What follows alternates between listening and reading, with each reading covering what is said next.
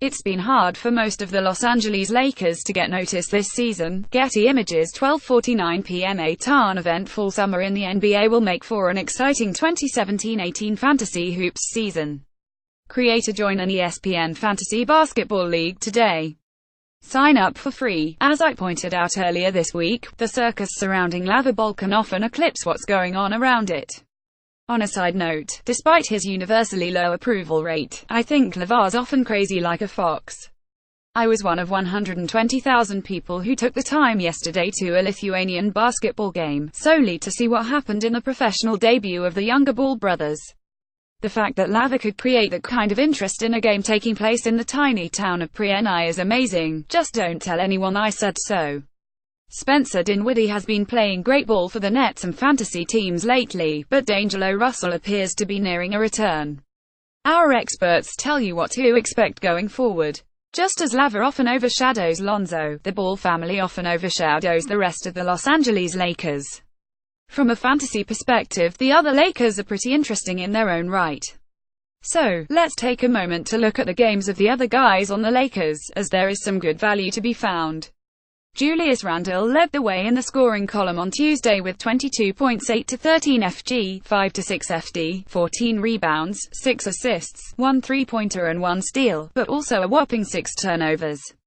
Randle has re-earned a bigger role in the Lakers' rotation of late, especially with the departure of Andrew Bogut, and is averaging 15.2 points, 53.1 FG%, 85.2 FT%, 10 rebounds, 2.8 assists and 0.8 steals in 26 minutes over his last 5 games.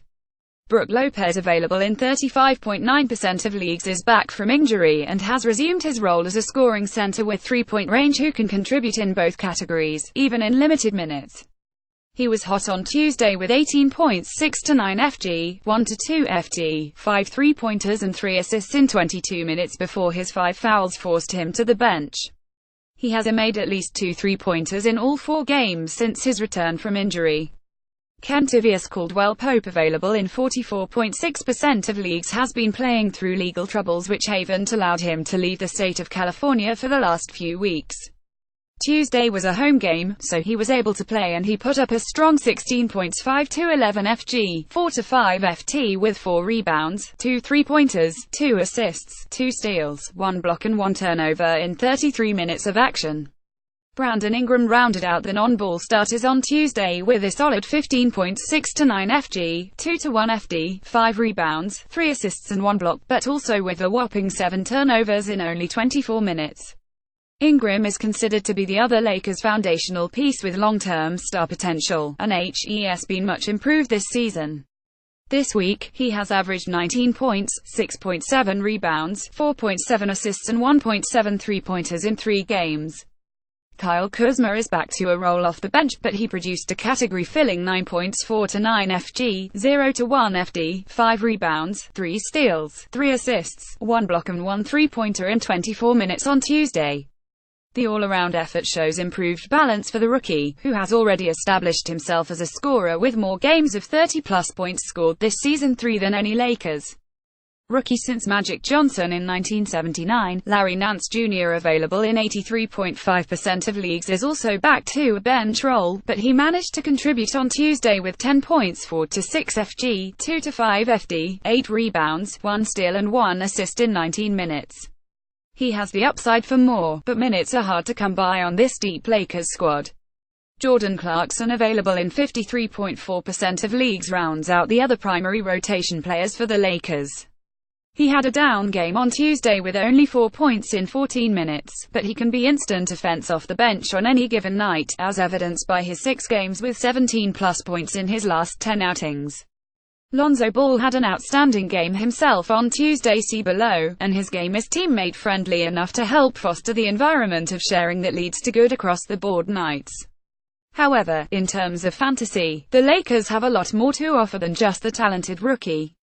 Tuesday recap: box scores highlights. CJ McCollum, Portland Trail Blazers, 27 points 11-19 FG, 4-4 FD, 7 assists, 3 rebounds, 1 steal, 1 three-pointer, 1 toe. Lonzo Ball, Los Angeles Lakers, 5 points 2-10 FG, 11 rebounds, 11 assists, 5 steals, 1 block, 1 three-pointer, 1 toe. Goran Dragic, Miami Heat, 24 points 10-21 FG, 3-5 FD, 12 rebounds, 4 assists, 1 three-pointer, 1 steal, 1 block, 1 toe. Lights.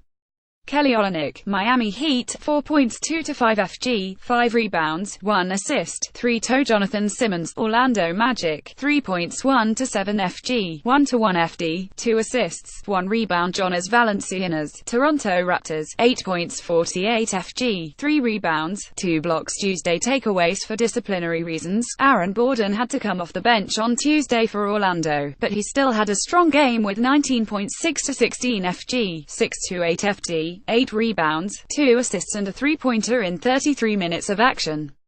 DJ Augustin, available in 99% of leagues, also had a strong outing with 18 points 5-8 FG, 4-4 FD, 5 assists, 3 rebounds and 4 three-pointers in 23 minutes off the bench, but unless Elfrid Payton is injured, Augustin won't normally get enough run for fantasy relevance.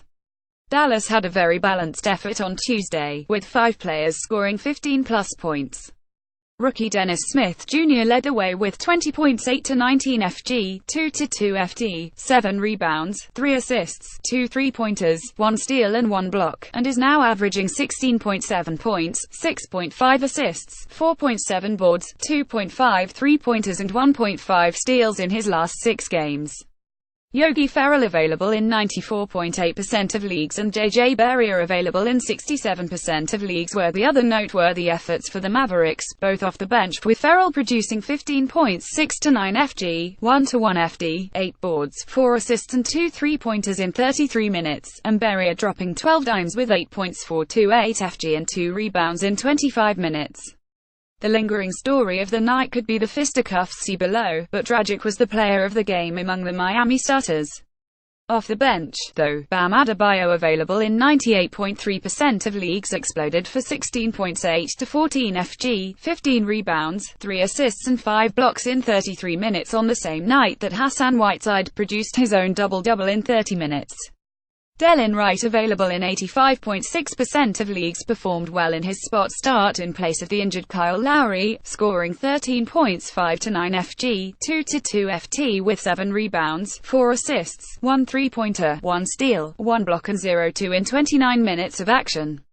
Shabazz Napier, available in 86.7% of leagues, also did his thing in place of the injured Damian Lillard, scoring 21 points 5-10 FG, 9-10 FT with 5 rebounds, 2 assists, 2 steals, 2 three-pointers and 4 turnovers in 34 minutes.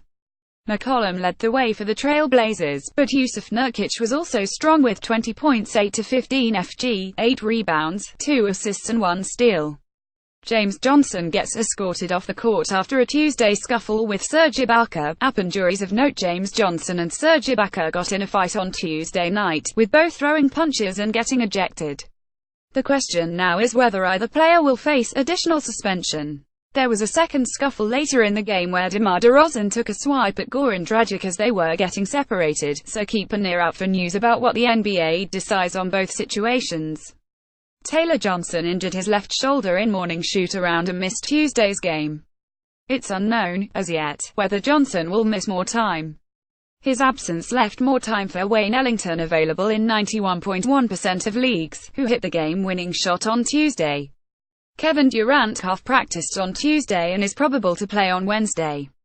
Jeff Teague also has a chance of returning on Wednesday, though he is still questionable. Miles Turner elbow has been downgraded to doubtful for Wednesday. Analytics advantage for Wednesday: the Oklahoma City Thunder have struggled on defense of late, giving up at least 114 points in 4 of the last 5 games.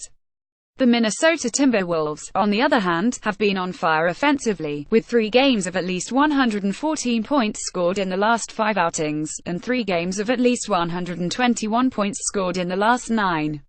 The Timberwolves have also picked it up on defensive late, with the 5th best defensive rating in the league in the last 10 games. Add in the fact that the Thunder are on the second half of a back-to-back, and that Minnesota is playing at home, and it would appear that the Timberwolves might make good options on Wednesday in a game where they would be expected to put up good team numbers. Top players to tonight and Tuesday. New Orleans Pelicans coach Alvin Gentry said there is a good chance that Anthony Davis' ankle misses Wednesday's game against the Memphis Grizzlies. The Grizzlies are a tough defense, but any time that Davis sits, the other Pelicans all have the potential to go big. DeMarcus Cousins is a given, but Jrue Holiday, Rajon Rondo and E'Twaun Moore are all also on the radar for potentially strong nights.